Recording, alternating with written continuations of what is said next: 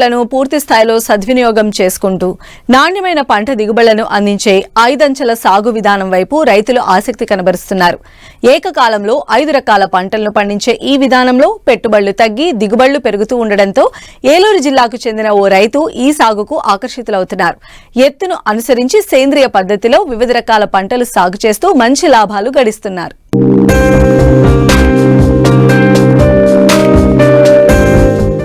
కొన్నేళ్లుగా రైతులు ఏక పంటను అనుసరిస్తూ తీవ్రంగా నష్టపోతున్నారు. భూమిని, నీటిని సద్వినియోగం చేసుకోలేకపోతున్నారు. నానాటికి పెట్టుబడులు పెరుగుతూ ఉండడంతో ఇబ్బందుల పాలవుతున్నారు. ఈ సమస్యలకు పరిష్కార మార్గంగా ఏలూరు జిల్లా కామరకోట మండలం తడికలపూడి గ్రామంలో 5 అంచెల సాగు విధానాన్ని అనుసరిస్తూ లాభదాయకమైన పంటలను పండిస్తున్నారు రైతు గూడూరు వెంకట శివరామ ప్రసాద్. 5 అంచెల సాగు అనేది బహుళ పంటల పద్ధతి. ఇక్కడ వివిధ ఎత్తులలో పంటలు వేసి ఒకేసారి ఎక్కువ దిగుబడిని పొందవచ్చు. అంతేకాదు ఈ విధానం నేల ఆరోగ్యాన్ని మెరుగుపరచడానికి, సహజ వనరులను సమర్థవంతంగా ఉపయోగించుకోవడానికి ఉపయోగపడుతుంది. అందుకే రైతు శివరామ ప్రసాద్ తనకున్న 3.5 ఎకరాల్లో 4 ఏళ్ల నుంచి 5 అంచెల విధానంలో పంటలు సాగు చేస్తున్నారు. ఏకకాలంలో 5 పంటలు పండిస్తున్నారు. మొదటి వరుసలో ఆయిల్ పామ్, అరటి, వక్క, జాజికాయ, కోకో పంటలను పండిస్తున్నారు. మల్టిపుల్ క్రాపింగ్ ప్యాటర్న్ అనేది ఉండాల్సిందే. రెండోది ఏంటంటే ఇది 12 ఎకరాల బిట్టు. 12 ఎకరాల్లో ఒక 3.5 ఎకరాలు ఈ షేప్లో అంటే పామాయిల్ 40 మొక్కల్లో డిఫరెంట్ మొక్కలు వేసాము. దాంట్లో మాకు ఒక ఎస్టిమేషన్, రఫ్ ఎస్టిమేషన్ వేసుకుంటే 6,32,000 వచ్చింది. దాంట్లో సగం తీసేసిన 3,16,000. దాంట్లో 1,16,000 మన ఖర్చు తీసుకున్నాం. నెట్ అమౌంట్ 2 లక్షలు మిగులుతుంది అనేది మాకు అర్థమైంది. ఇప్పుడు ఆ దిశగా కంపల్సరీ 12 టన్నులు పంట పండించాలని దీంట్లో కూడా ఏం చేసాము, మళ్ళీ అగైన్ రెయిన్ హార్వెస్టింగ్ కోసం ఎవ్రీ 5 అంటే 5 పదులు 50 మీటర్లకి ఒక బండ్స్ వేసాము. మళ్ళీ రివర్స్ స్లోప్ సిస్టమ్ చేసుకొచ్చాము. రెండోది ఏంటంటే ఇక్కడ 12 ఎకరాల్లో ఒకటే బోరుకి ఒక మోటరు, ఒక బూస్టర్ మోటరు రెగ్యులర్గా మనకి 2 ఎకరాలన్నర 3 ఎకరాలు తడుస్తూ ఉంటుంది. అట్లా 4 రోజులకు ఒకసారి 5వ రోజు మళ్ళీ సేమ్ దీంట్లో వస్తూ ఉంటుంది అనమాట. లేదనుకుంటే 4 గంటలు అటు 4 గంటలు ఇటు మార్చుకుంటే థర్డ్ డే మనకు వాటర్ వస్తుంది.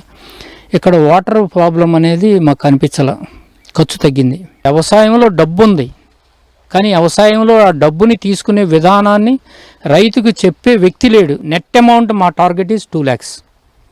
ఆ 2 lakhs రూపీస్ కనుక ఉంటే కనుక చిన్న సన్నకారు రైతు కూడా ఎకరానికి ఒక 5 ఎకరాలు 3 ఎకరాల రైతు అయినా సరే 3 రోజులు 6 లక్షలు వచ్చినా సరే అంటే నెలకు 50,000 రూపాయలు వచ్చినప్పుడు అతను హ్యాపీగా బతుకుతాడు అనేది మా ఉద్దేశం. ఇది ఒక మోడల్ ఫామ్.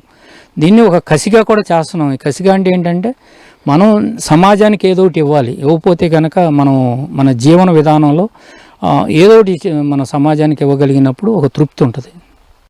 5 అంచెల సాగులో వివిధ ఎత్తులలో పంటలను పెంచడం ద్వారా భూమిని ఉపయోగించుకుంటారు.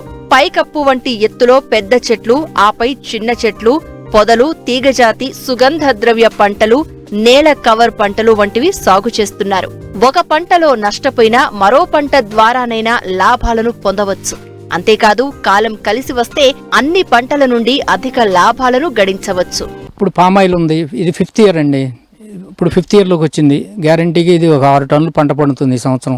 6th ఇయర్ వచ్చేపాటికి దీన్ని 10 టన్నులు, 7th ఇయర్ వచ్చేపాటికి దీన్ని 12 టన్నులు పండించాలని ఆ రకంగానే దీన్ని ఫెర్టిలైజర్స్ కూడా, ఫెర్టిలైజర్స్ అంటే కెమికల్ ఫెర్టిలైజర్స్ ఏం వాడలేదు మేము. ఒకటి ఏంటంటే వేపపిండి కానీ విప్పపిండి కానీ లేకపోతే చెక్కలు ఎక్కువ వాడుతున్నాం. రెండోది ఏంటంటే మన ఆయిల్ పామ్ ఇండస్ట్రీలో వచ్చిన స్లడ్జ్ వాడుతున్నాం, ఆయిల్ పామ్ ఇండస్ట్రీలో వచ్చిన యాష్ వాడుతున్నాం. రెండోది 3 ఇంకా ఎరువులు ఏంటంటే మేము వాడేది బయో ఫెర్టిలైజర్స్ వాడుతున్నాం. రెండోది ఆయిల్స్ వాడుతున్నాం. ఆయిల్స్ అంటే ఏ ఆయిల్స్ అంటే పామాయిల్ తోటలో పామాయిల్ ఫ్యాక్టరీ నుంచి వచ్చిన ఆయిల్నే తీసుకొచ్చి దాంట్లో ఎమల్సిఫైర్ ఇచ్చి, అంటే వేరే విధంగానే కాదు, కెమికల్ కాంపౌండ్ అనేది వాడకుండా నేలని సంరక్షించుకుంటూ ముందుకెళ్ళాలనేది మా కోరిక. 130 మొక్కలు అరిటేసాం. 130 × 400 వేసుకున్నాం, దాదాపు ఒక 50,000 రూపాయలు. ఈ 50,000 మెయింటెనెన్స్ సరిపోతుంది నాకు.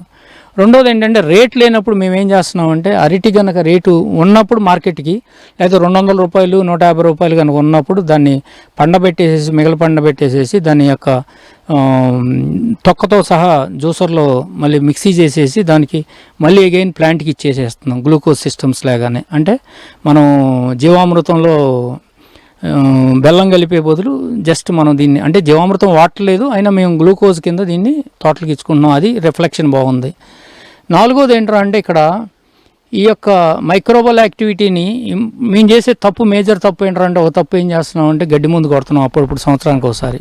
దాని ఎఫెక్ట్ మాకు బాగానే కనపడుతుంది. ఎఫెక్ట్ ఏంట్రా అంటే కొంత మైక్రోబల్ యాక్టివిటీ కొంత తగ్గుతున్నట్టు కనపడుతుంది. దానివల్ల దాన్ని కూడా మేము ఆపడానికి ఈ మధ్యన చిన్న బ్రష్ కట్టర్స్ అని వాటిని అలవాటు చేసుకుంటున్నాం. ఇంకా అలవాటు అవ్వలేదు.